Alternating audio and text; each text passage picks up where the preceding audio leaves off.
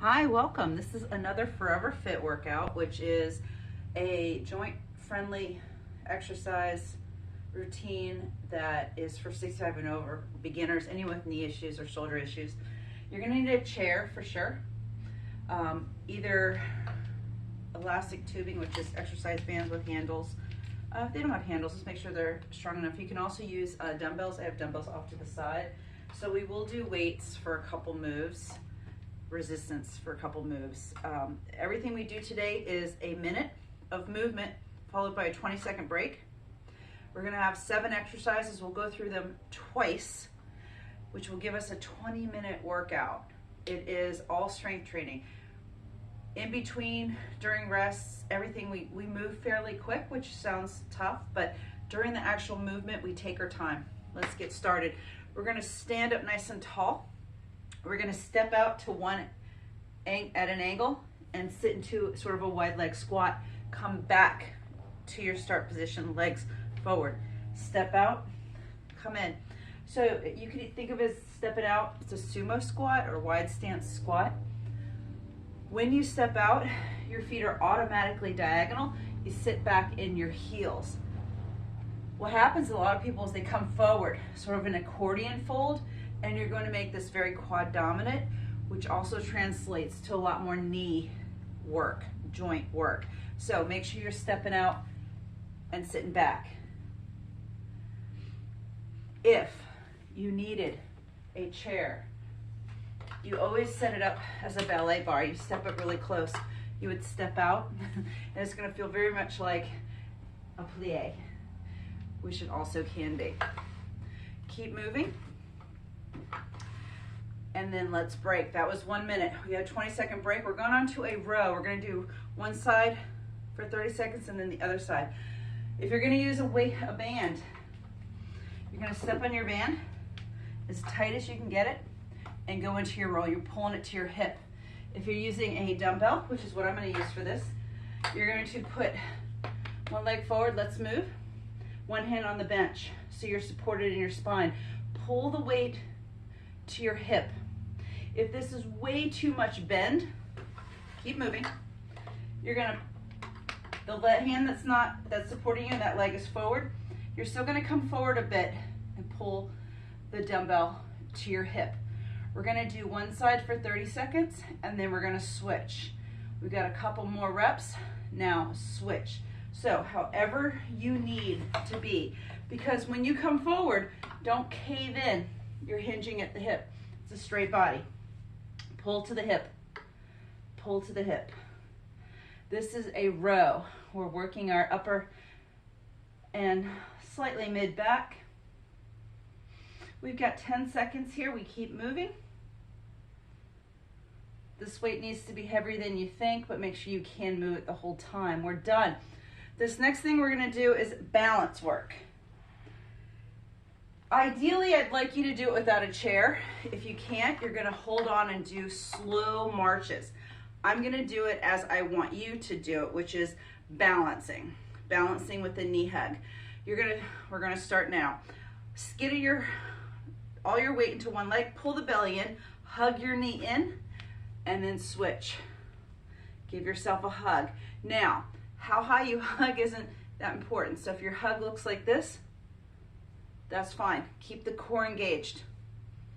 If you can bring the knee up higher, good for you. There's no prize for bringing your leg higher.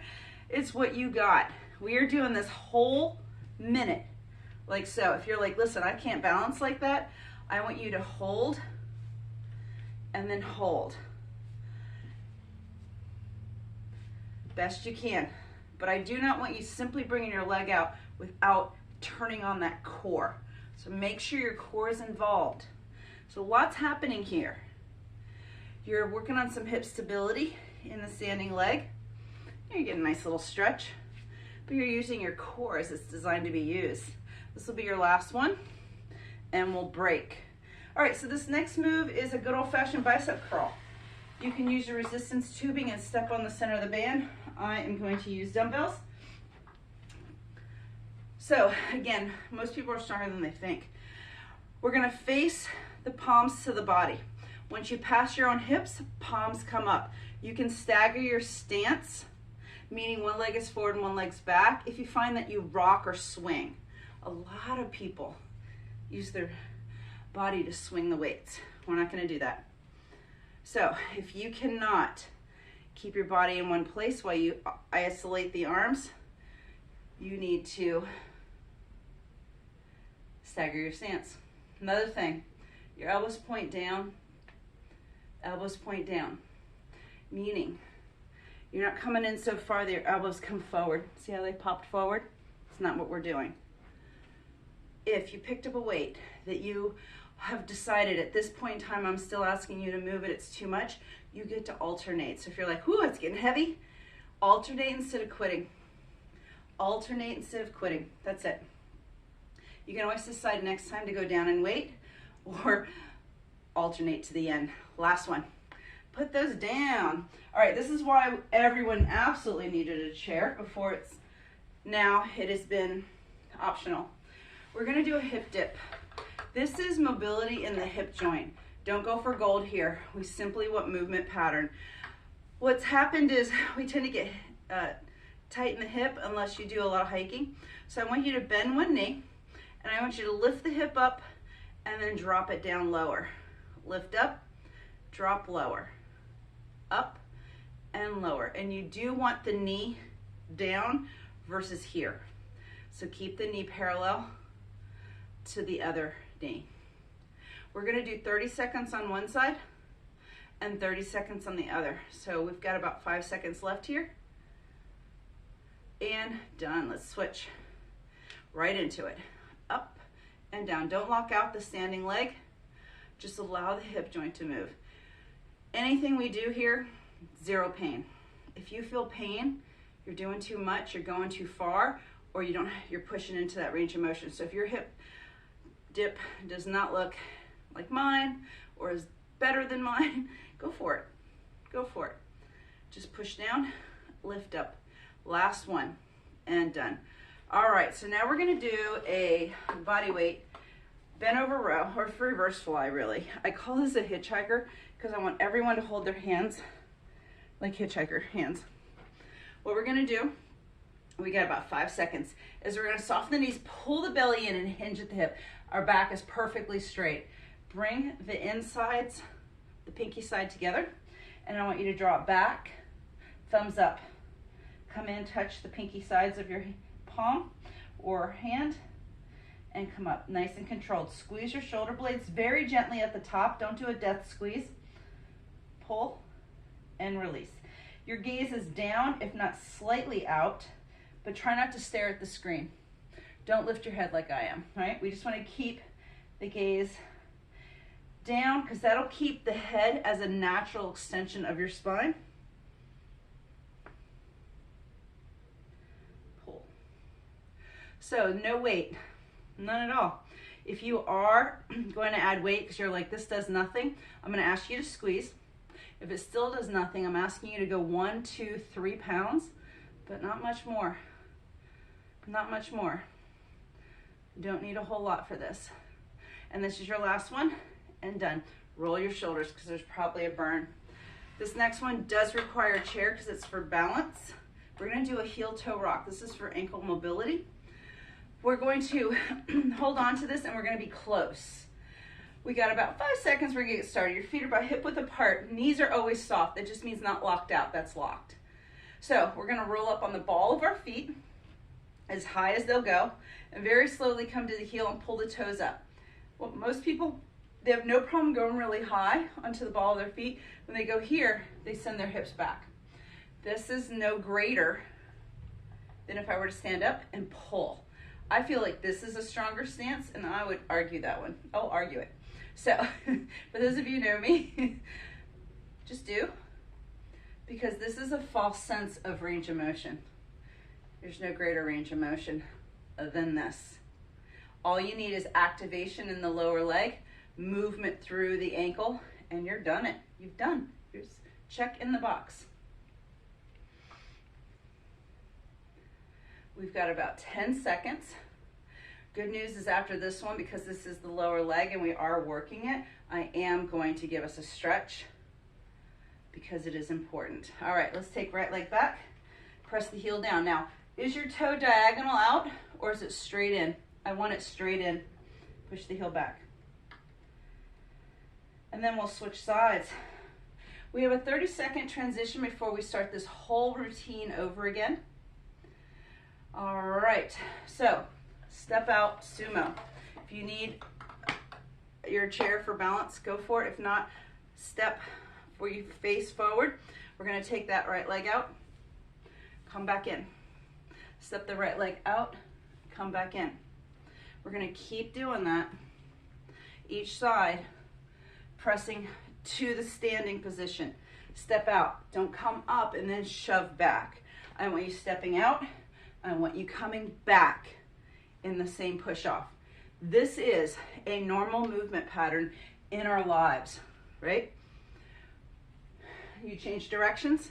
And for those of you who are playing pickleball or hiking or interact with grandchildren, you do this all the time.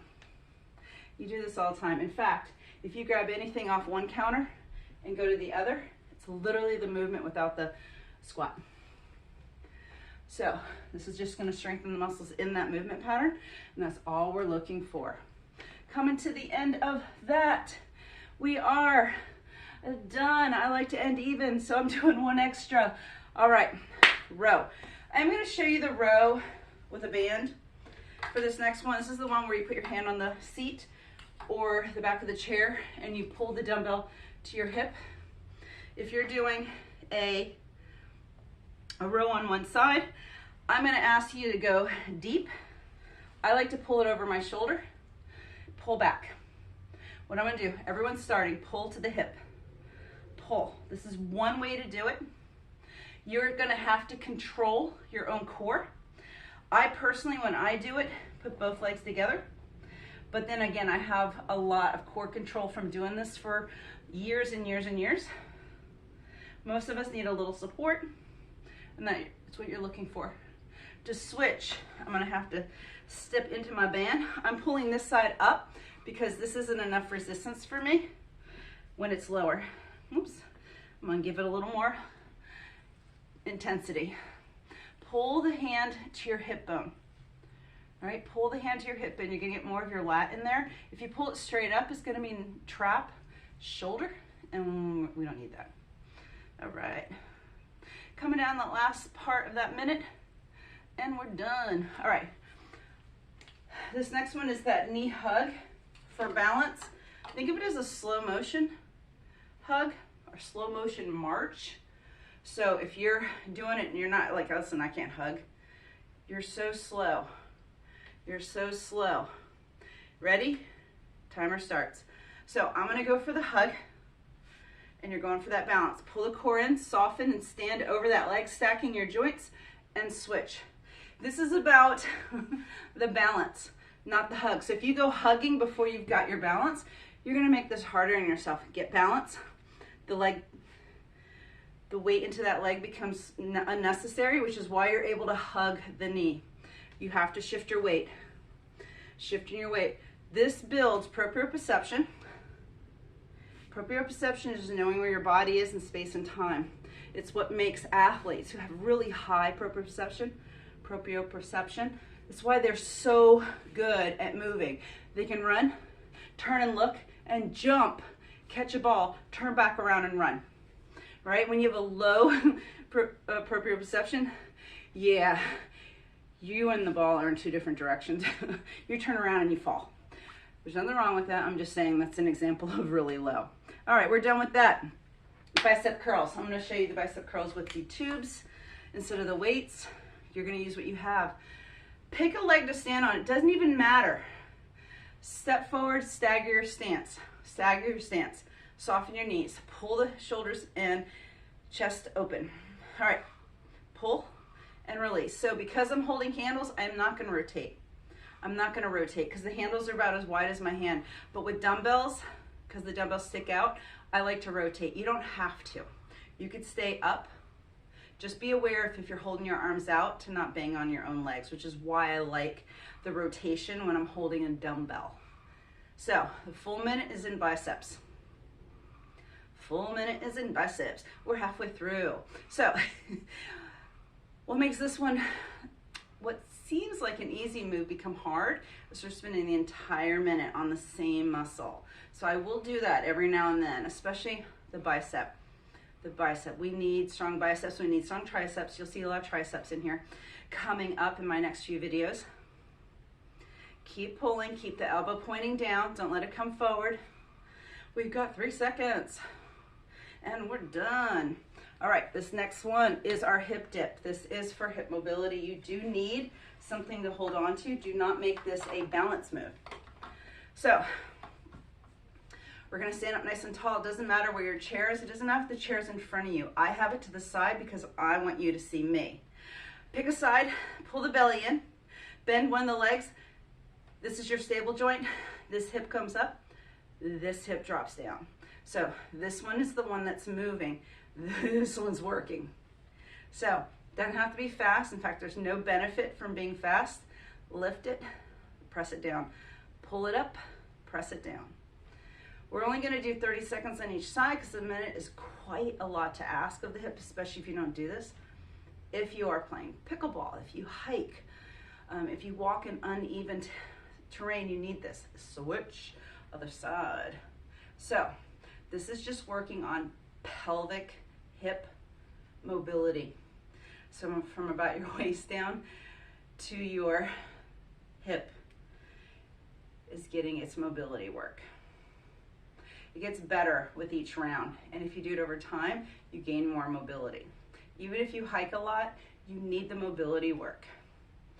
We are almost done, and we are actually done. This next move is that hitchhiker reverse fly. Hitchhiker hands, just pull your fingers in. You don't have to make fists, just hold them in.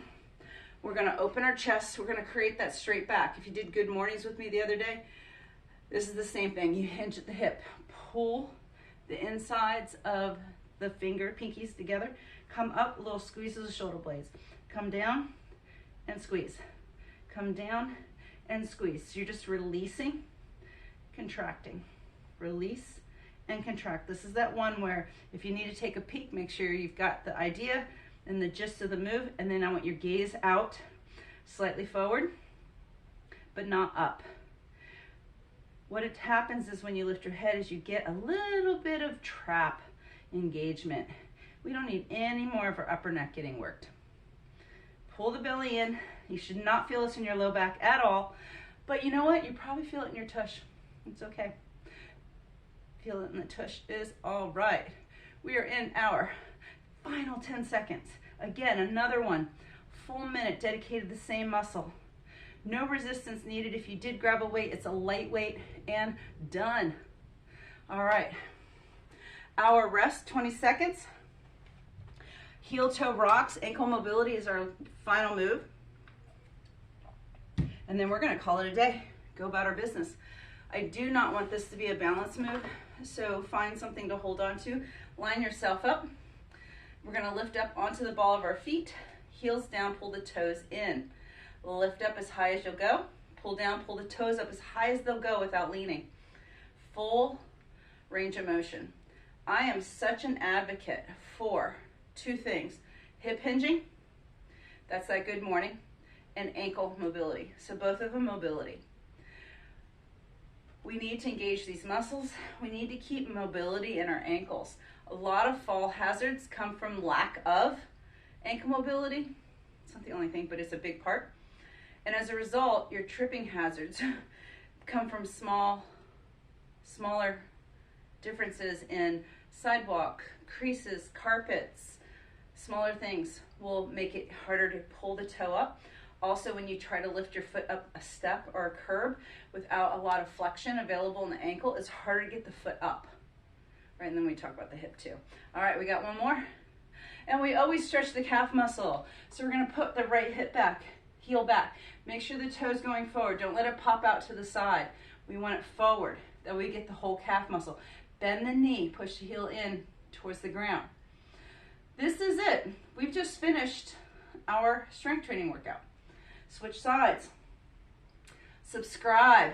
Leave me some comments. Let me know how it went. Especially leave me some comments if there's some specific muscle areas you want me to work on. But you know what? It went by fast and I had fun. Hope you did too.